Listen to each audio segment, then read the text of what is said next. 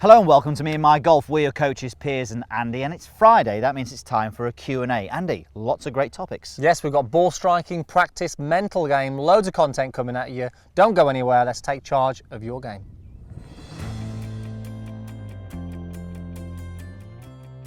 So loads of great questions coming in from you guys again, and we're going to get through as many as we can. Lots to look forward to. Right, first one then, Alexander McLeod. I think that's the way we say it. How do you have fun when playing golf if you're hitting bad shots? That's a really good question. How do you have fun playing golf? Well, look, one thing that we see, I think, amongst a lot of golfers is their expectations. They're expecting to go on the golf course and not hit any bad shots. So I think as soon as you've got that expectation, Piers, of not hitting any bad shots, when it happens, you're going to be really disappointed. Yes. Now look at the majority of golfers out there. They've got, let's say, we've all got handicaps out there.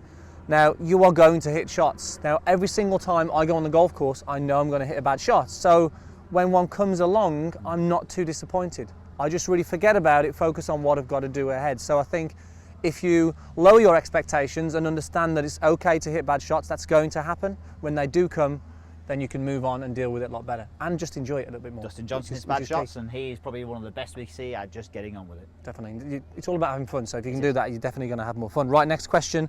We've got Kyle, I'm just going to try and read his name. Kyle Mollering. Okay, tips and drills for shortening the golf swing. I know mine is too long from taping myself, but it feels normal to me and I can't figure out how to shorten it without it feeling like a half swing.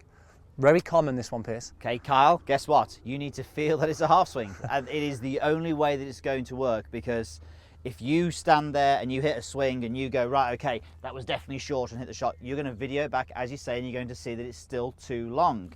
So the only way around this is have a half swing. So you're going to have to hit shots where you're feeling you are here, but the reality will be the club will carry on and it'll probably be parallel to the top.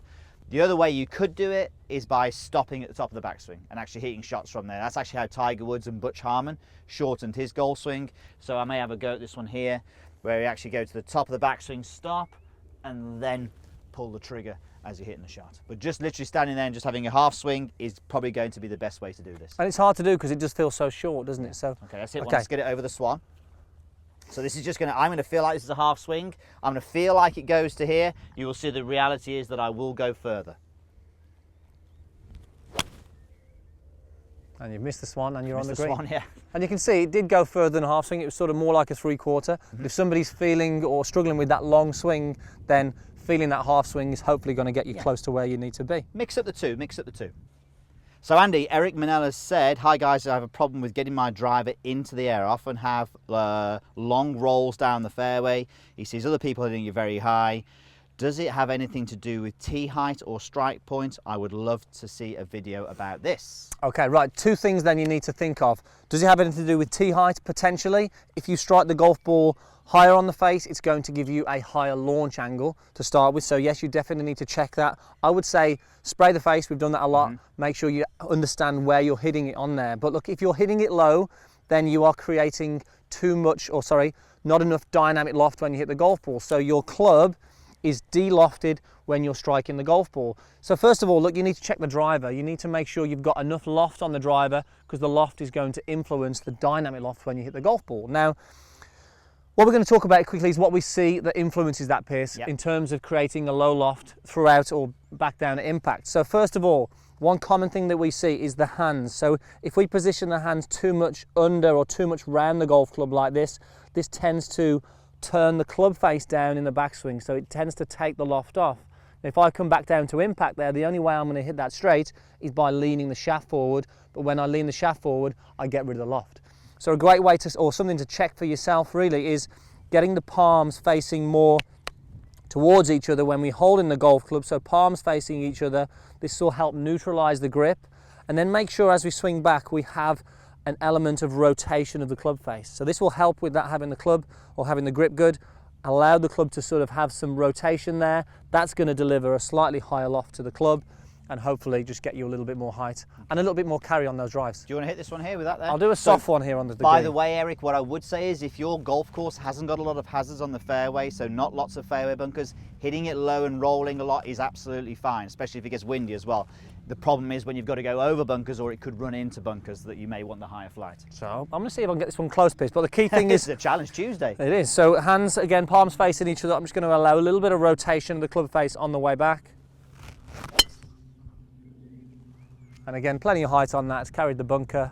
I can tell you. It's nearly in the clubhouse, It was nowhere near the green. It was a good shot, but it was nowhere near the green. Okay, right, let's just go into this one here. So, okay, Anthony Elliott, I can hit a 7-iron great, but how do I position the golf ball consistently for other irons? Shall I do this one? Yep. Okay, you can grab hold of that. Okay, ball position is a common question, Piers. Ball We get position. asked a lot of people. So I'm Can going be to go with confusing. something a little bit different. I've got a 5-iron here, so I'm going to use that to help with this. So, do you know what? There are lots of ways to position the golf ball consistently in your stance. What you need to do is to work out which one suits you best. So a really good way that we can do this is by having what we call a constant ball position with a varying stance width. So if we were to imagine that we were to get you so that the golf ball is a club head inside your lead heel like so. Now if you've got a pitching wedge, you can have a narrower stance, and then if you went into your 5-iron, which I have here, you go for a wider stance. So we can see by keeping the ball position constant here, but by moving my foot, I'm actually changing the ball position relative to my full stance, but I'm not having to think about where the golf ball should go so much. So Simple way of doing it, isn't it? Yeah, just more about the right foot. So I'm going to come in here. So obviously we're not asking you to do this every time. To start with, you can do this. An alignment stick in here as well when you're practicing, and then get used to that way is actually a really good way of doing it. But once you do get used to it, you're going, right, okay, there we go, about a club head inside. There's my 5-iron stance. And from there, I can pull the trigger. And again, because that's a 5-iron on this tee, that's gone exactly where your driver's gone, far too far. I think it's gone, yeah, a little bit too far on that one. Great Q&A video, guys. I'm 22 years old. I have been playing golf since I was 10. I stopped playing golf for about 2 to 3 years because of college. I regret it a lot. I now play off 8, but I'm capable of getting down to 4 by the end of the year. I have a goal of playing off scratch in the next 2 to 3 years. So he's currently playing off 8. Mm-hmm. He thinks he can get to 4, yes, but he'd like to get to scratch in the next 2 or 3 years. Is it doable? Yes, of course it is. It depends how much time you have got to allow for this. Golf is a very selfish game, so you need to say to yourself, how much time can I actually dedicate to golf? So if you can dedicate 3 to 4 sessions a week, whether that's playing or practicing, then figure out exactly what you need to do to get better. So basically, find out how much time you have to dedicate to it, and then create a plan around that. So look at your weaknesses, find out what you need to do, go and see a coach, or have a look at meandmygolf.com and find out what your weaknesses are, and then from there just build a plan around that. Don't just say, I'm just going to go and practice and see what happens. Build a plan, you must do that. Okay, so I'm striking every wedge so far out the toe it goes straight right. Please help, I'm nearly missing the golf ball. Okay, Andy, I think you've got a good one here on this one, haven't you? So this is interesting. We see people all the time say that they're hitting the ball a lot out of the toe and it's shooting off to the right for the right-handed golfer. We have a take on this. Yeah, okay. So first of all, pin for tees. Yep. He thinks he's hitting it at the toe. Yep. I would say, and we would both say, that he's potentially actually hitting it off the heel. When the ball goes straight right, okay, it's normally from struck out the hosel. We don't see many shots going straight right from a toe strike, unless literally it's actually missing the ball completely almost. It can happen, but it's very rare. So first thing you need to do is actually just check it. So what we're going to do is we're going to get you to place a tee peg on the outside of the golf ball, like so. And we're going to get to place one on the inside of the golf ball, like so. So if you strike it, what you feel is so far out the toe, you're going to hit the tee peg on the inside. But if you're actually striking on the heel, you're actually going to hit the tee peg on the outside. So first of all, this is your feedback to know exactly where you're striking it. Now, once you've done that, this drill is just great for helping you train a good strike. So from here then, your job is to actually miss the 2 tee pegs. And if you can do that, you're going to train a more centered strike. Now myself, I tend to strike it more out of the toe, so this will make it extra hard for me. I've got to really put my attention on the strike here. So if I can do that and miss the 2 tees, it's going to make a big difference. So I'd say you definitely need to check this first and then just train that strike. nice. And I nip that one off nicely, and the 2 tees are in place. And the good thing about this, as you say, it's great for feedback, letting you know what you're doing, and it's great for training straight after that. Definitely. Very good. So, how to overcome, this is a good one actually from Adrian L. How to overcome practicing and getting better on a minimal budget. Minimal budget. No, golf is expensive, so it is a great question. I think the one thing that you need to do is you need to figure out what you're doing wrong and then what you want to achieve. Now, this is a bit of a plug for our website, but memygolf.com, for the price of 1 golf lesson, you can get an annual subscription and you can find out everything you need to know about your golf game. So you can go through the shot fixer and figure out what you're doing wrong and then get the drills based around that. I had to get that plug in there. But then from there, what do?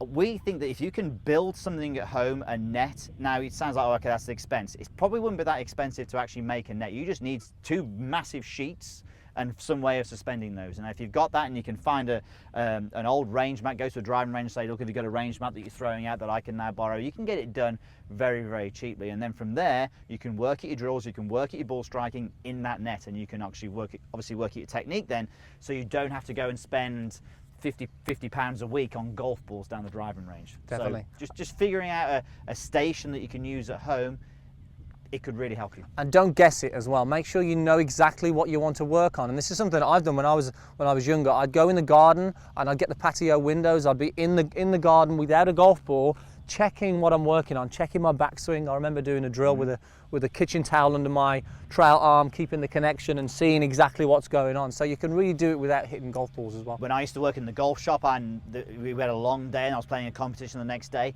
if I gave myself 5 or 10 minutes in the patio windows outside of the golf club at Oxley Park, that would actually be just as good as actually going out and hitting some golf balls, because I could actually still work at my golf swing doing that. Okay, so hope that helps. I mean, a great question there, just to how you to get the most out of your practicing. A lot of people can get a little bit more out of it anyway. Yes. Okay, guys, make sure you post your comments for next week's Q&A. We've had loads of questions coming in, so post them down below and we'll choose as many as we can answer. Hope you like these as well. Now make sure if you want to improve your golf this year that you subscribe by clicking below. Yes, and if you really want to improve your irons, for the whole month of June, memygolf.com, the content is all about hitting your irons better. So make sure you click the link in the corner and start your free trial today.